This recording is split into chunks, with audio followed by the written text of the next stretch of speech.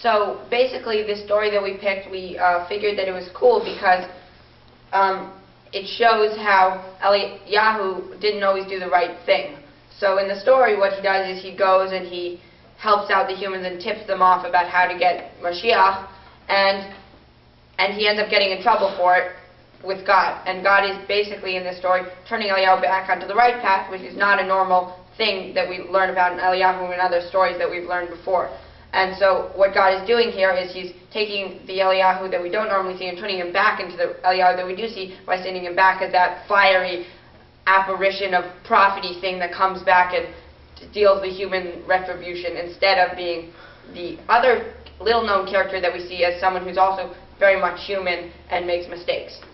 We chose to do this video because we see a different side in Eliyahu. Instead of being with God all the time, he also took side with the humans and tried to help them get the Mashiach.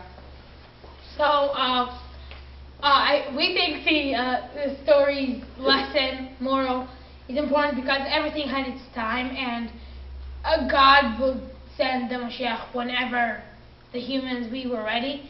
And Eliyahu was trying to speed it up.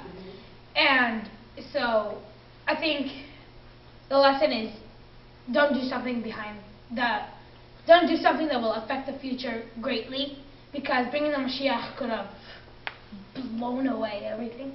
And yeah, behind God's back. So thank you. Take a bow. Thank you. You take a bow. Think of that.